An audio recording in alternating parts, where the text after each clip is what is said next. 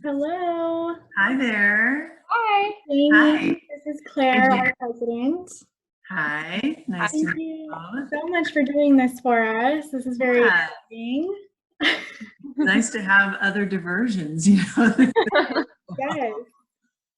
All right. So, Michelle, do you just want to talk a little bit about your background with autism, teaching it, knowing what you know about it, things like that? Yeah, sure. So I have been in special education for about 20 years. I spent some of that time as a paraeducator, and I worked in a resource classroom. So that's where kids come in for a certain part of the day. They're not in general ed all day. And then the last part of my career, I taught in a self-contained classroom. So kids pretty much stayed with me all day. And with that caveat, after a year, our school as a school on the whole decided to go for as much inclusion as possible. And so by the time I left there, that was like 6 years later, we were like 99% full inclusion, which was great. It was the best teaching ever. And I was exhausted and cried all the time. So, but really good results. Really, test scores went up for all the school, and especially for kids in special ed. So it was just really wonderful experience that way. As far as, I have all these questions. Do you want me to just launch into this stuff? Yeah, I was just wondering, were you teaching in Washington State? Is that where you started? Yes, okay. Yes, all in the Edmonds School District. Yeah. Okay, wonderful. Yeah. Yeah, so you have the questions if you just want to kind of lead this and okay. Yeah. Sure. And just to let you know, now I teach for Central Washington University, all online. Since we moved to Spokane, I was doing face-to-face classes 2 years ago. And then this year I went all online just because my husband got a job at Whitworth. So Central kept me on, and so now I teach online that way. So I've only been this is only my 3rd year out of the classroom. So I'm still pretty fresh there. I miss it a lot, miss the kids. So yeah. Okay, so what exactly is autism? So I have a nifty definition here that comes from IDEA, which is the Individual with Disabilities Education Act, if you did not know that. And so I'm going to read that first, just actually read it, and then we can kind of talk about that from there. So under the IDEA standards, it says a developmental disability significantly affecting verbal and nonverbal communication and social interaction, usually evidenced before 3 years of age, and that adversely affects the child's educational performance. The characteristics often associated with ASD, which is what they now call autism, which Autism Spectrum Disorder, which changed in 2013, I believe. So the kind of the major characteristics are, things that we know about: engagement in repetitive activities and stereotype movements. So those kids that you see that, constantly are flashing their hands before their eyes and things like that. Resistance to environmental change or change in daily routines. A lot of times we call that, kids that are kind of rigid about things. Unusual responses to sensory experiences. So typically kids with autism have sensory issues, and either they need sensory things and so they try to stimulate, or they are overstimulated and they're trying to escape those things. And it's neurodevelopmental in regards to its cause, which means that it involves the brain system. So that's a really big chunk of information. So first of all, any questions about that? And that's pretty common. You guys know most of that. Sounds pretty familiar. Mm-hmm. Yeah, okay. So how does one teach a student with autism is such a great question. And my philosophy in teaching has always been that I just always teach the student first, and then I consider their disability in my teaching. And I think that's really important because as long as you always just want to see the student as the person first and not their label and not their disability. The label is important for them to get the services that they need, but you know, I always come from the place of seeing that student first. And, you know, yeah, there's great research-based strategies in regard to effective instruction for all types of disabilities, and especially students with ASD. And I definitely use that information to inform my instruction. But at the end of the day, most importantly, is that I really know my student, and I make those decisions based on that knowledge first and foremost, okay? And with that said, you know, there definitely are strategies. There are definitely great strategies that they have found that work.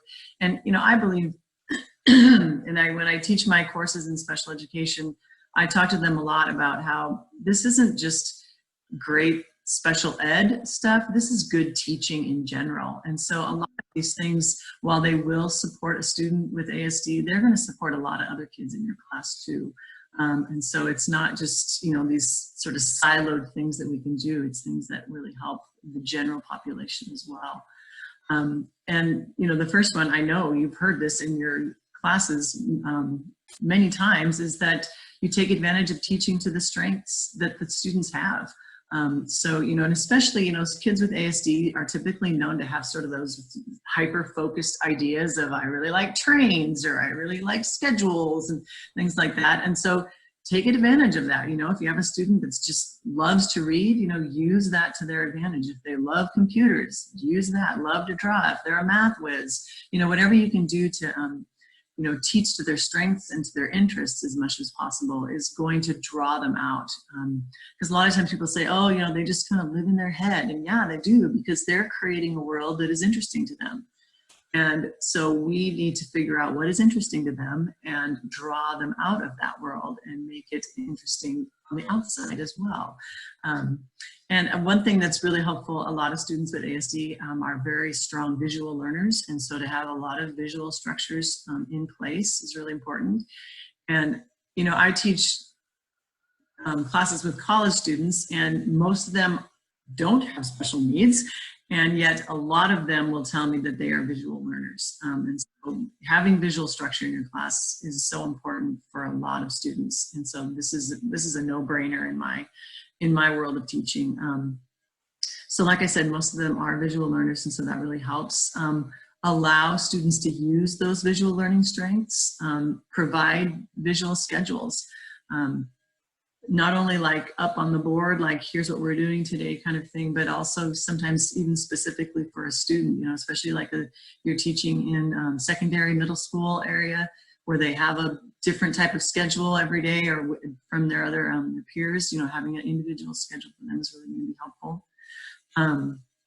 Using visuals in your instruction, you know, providing visual support for vocabulary, using graphic organizers that supports writing. It also supports reading comprehension, visual supports for math concepts, especially, you know, like story problems and things like that can be so tricky for kids, and especially kids on the spectrum. And so to provide visuals for all of those things is really going to be helpful too.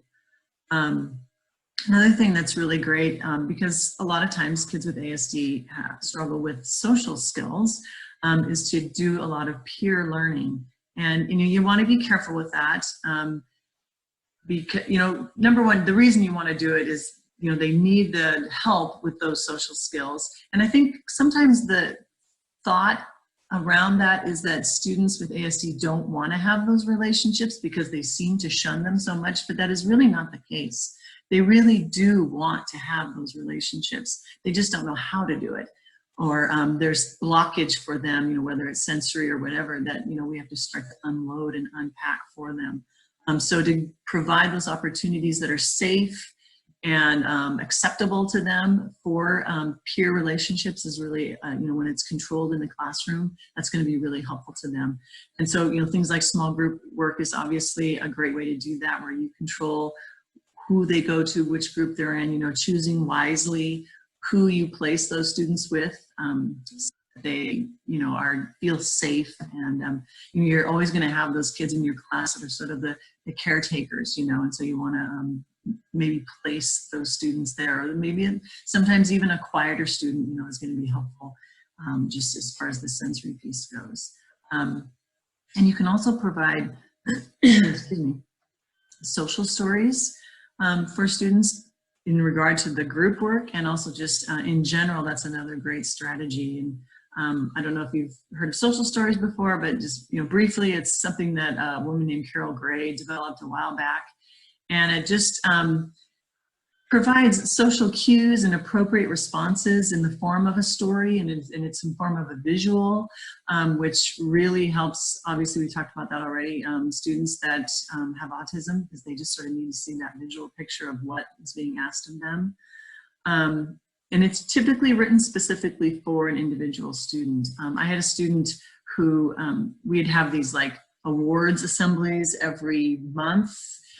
I detested them, but we did them. And every month I knew that this was going to be hard for this kid because he always wanted to win, and you don't always win. And so every time before these assemblies, we would sit down and we'd have this social story and talk about assemblies and what's going to happen, and are you going to win? Why aren't you going to win? Does everybody win? All that kind of stuff.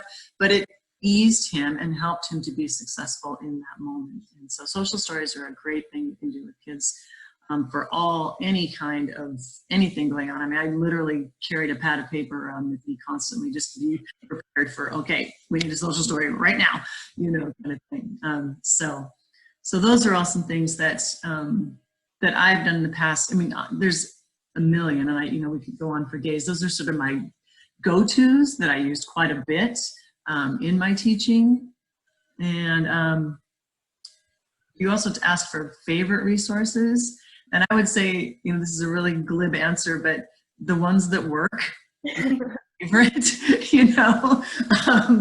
and I'm really kind of the teaching opinion. I mean, research is great, and I definitely look into it all the time when I'm looking for things, but sometimes I am pulling stuff out of the back that I have no idea, and it worked, and so honestly, what works is what's best. I did send you that link or those resources, some of my favorites, books and things that I like, so there's that. But I can't pick a favorite because it's just what's working that day. There's a few more things, but do you have any questions or anything as I'm going through all this? So do you stress a lot of social emotional learning then in your classroom? Definitely. And I was never the teacher that said, okay, everybody, we're going to sit around now and we're going to have our social emotional time. Not that there's anything wrong with that. And, we definitely had those times, but more than anything, I tried to embed it into every part of the day, because that's naturally what they're going to have to do and what we do, And so, yes, there's definitely specific direct instruction things that we had to do, and we did do, but there was also, it was just embedded throughout every math lesson, everything, we're doing those kinds of, I call them sort of drop-in lessons, they use the moment to say something, but more and more there's such, even in the 3 years that I've been out, the social emotional piece has gotten so much bigger, and there's so much more curriculum and teaching materials out there that are, I feel like, a little more natural for the classroom now than before. They felt a little stilted, and a little, what's the word, rehearsed kind of. And I was just, even with like teaching materials, I would look at it, but I could never be that one that just read it line by line, because it just wasn't natural for me. I had to be more natural than that. But definitely and now it's so huge, not just for special ed. It's everywhere. Mm-hmm. And that's, I feel like now kids in special ed are kind of have an upper hand because they've been doing this for a while, So yeah. Off that emotional regulation, does it help to have a corner in your classroom where those kiddos can just calm down like that to really stabilize all their emotions? And absolutely, I would say that is helpful in any classroom. I don't care if you're in high school or middle school, and just making it the norm, that it's not the place where Billy goes because Billy has trouble, and you don't ever want to set that precedence at all. It's like, here's a place we all have times where we need to get away, we need to chill. And people always worry are kids going to take advantage of that? No, they're not, and if they do, they might for a little bit, and then they get over it and it gets old and blasé and they move on, and rather than make a big deal out of it, you know, I would just always, there was always a place for kids to go, and it didn't matter if it was a gen ed class or, like, by the end, we didn't even have special ed classes. You know, we had a room where all our stuff was, where the teachers' desks were, and we just went to classes, and, you know, they carried backpacks, you know, so by that time, all the general ed classes had those types of corners or whatever, and it was just a natural thing. It wasn't a big deal. So by the time your school got to doing like the full inclusion, did you notice any of the gen ed students having issues or difficulties like doing the social thing with the students who needed additional resources? Yeah, for sure. I mean, you're going to have kids that are unkind, for sure, you know, and I wish that it wasn't that way. And a lot of that depends on the teachers in the classroom and how they present and how they treat all the kids, you know, and some do it better than others. You know, I'll be honest there, you know, we had our few that made life a little more difficult because they tended to sort of call out the kids that were having more trouble, and rather than just saying, you know, we all have our stuff. We all have things that we struggle with, and it's okay, and we all learn differently, and that's okay, and it's okay if someone else is reading a different book and you're reading that book, and, you know, just normalizing things as much as possible helps a lot, and it just sort of, it takes away the power of those kids that want to sort of niggle at kids and be unkind, because most of the class is like, this is how we do it, you know, it doesn't matter.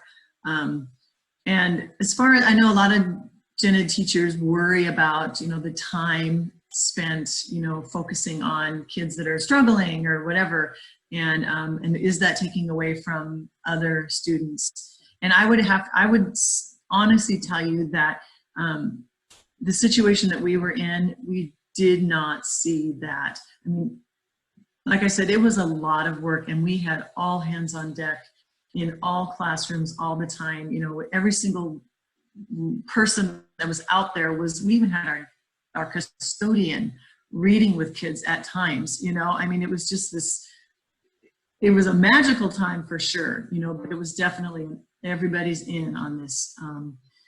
And so we didn't see a lot of issues with kids not getting the work they needed. And like I said, all the test scores went up in that time period, you know. And so that's, I mean, we ended up getting like one of those big banners, you know, that they put in the front of the school, like exceptional school, whatever, you know, what it said, you know. So that tells you that something was working there, you know. Yeah, there's going to be behaviors, and yeah, there's times when kids have to leave the room.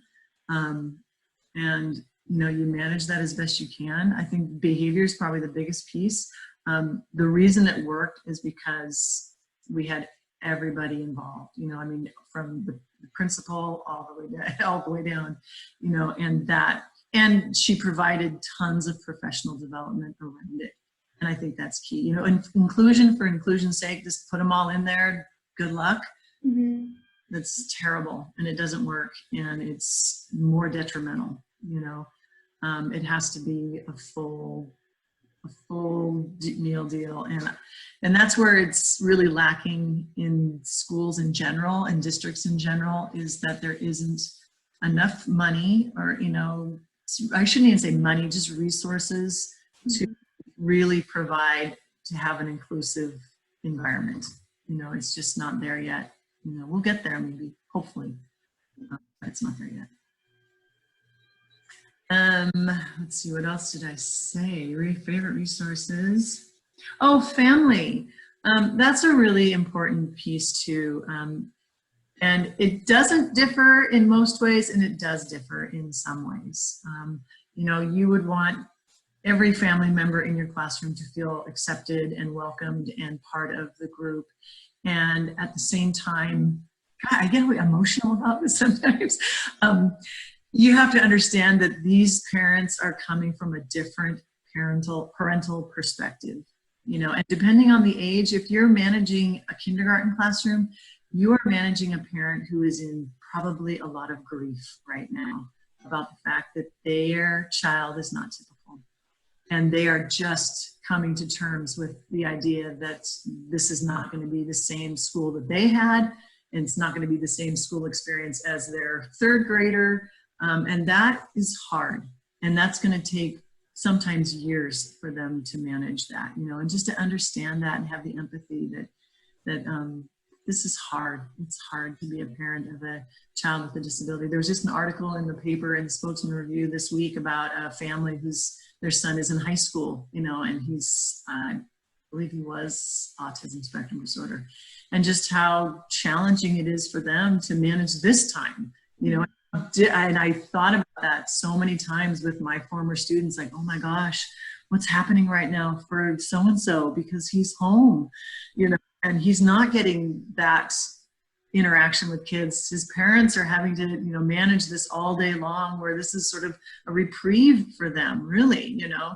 So you do have to, you know, think about that. And they're going to feel like they're not part of the crowd. You know, they're always a little pushed to the side a lot of times. And so just to, you know, bring them in as much as possible is always going to be, you know, really helpful, because they're going to be a little bit resistant to that, you know, because they feel embarrassed or, you know, whatever it is. I think, and they need to hear more about their child doing well. They already know that their child has challenges, you know, and of course we have to be realistic and talk about these are the things we're working on.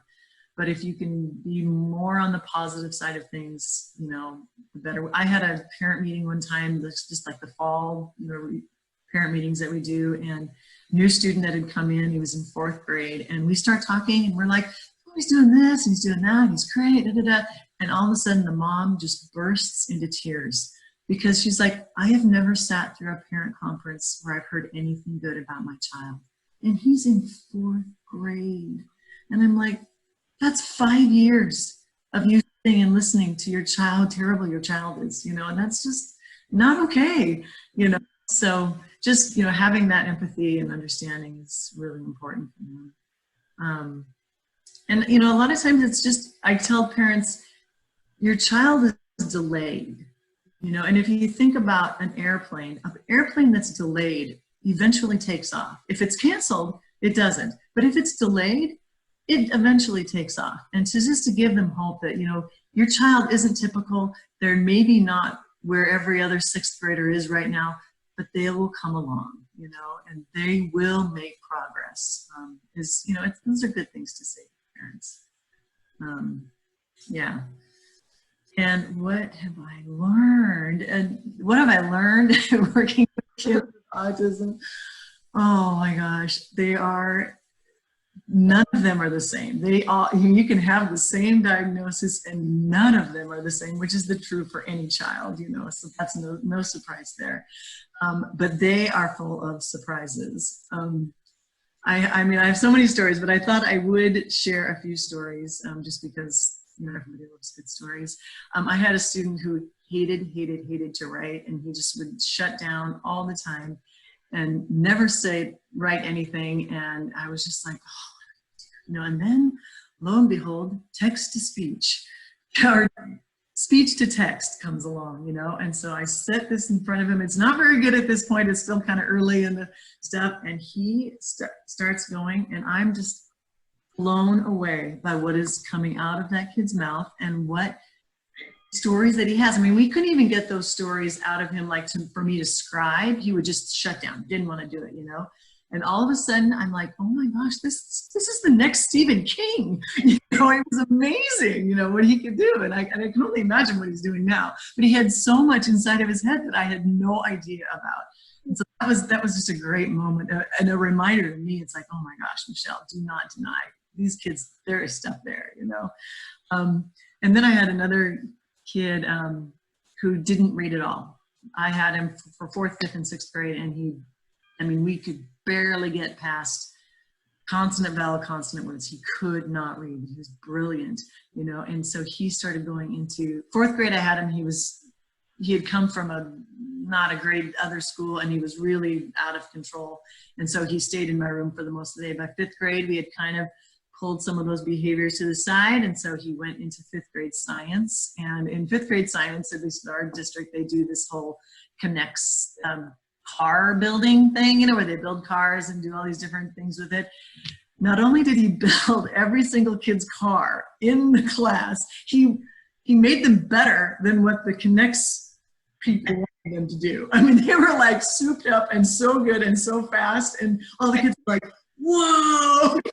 So it was such a great moment, and it just turned him around as far as being in the classroom, which was great, you know, and it turned him around in kids' eyes, and who's, you know, sits like this most of the day, you know. He was a totally different kid. And that's another thing I should say about him, you know, that kid particularly, and what he taught me too, is he would sit with his feet up and his head down like this most of the day. And, you know, you would think, oh, I'm not getting a thing, but he was getting everything. And then, you know, one day I asked him, I said, hey, why do you sit like that? I'm just curious, you know. And he said, well, you know, Mrs. Jacobson, when kids are talking in the class, it's like knives in my ears. And I went, yeah, I probably hate that too. You know? So it just, again, just surprising me all the time with, you know, there's so much going on that, you know, a lot of times, you know, maybe it's just too crazy and busy and we just don't realize, and just to slow down and realize there's so much there, you know. And then I had one other little guy who he talked with his fingers all the time. He was always having conversation. He was one of those kids that repeated anything he heard everywhere.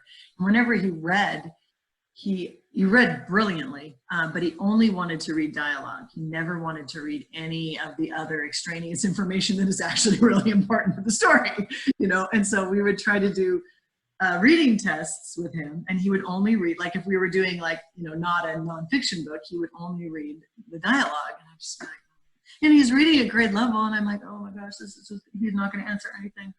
Oh yeah, he answered them all. He could skip. He wasn't skipping it. He was like scanning it so fast and reading it, but he just didn't want to read it out loud.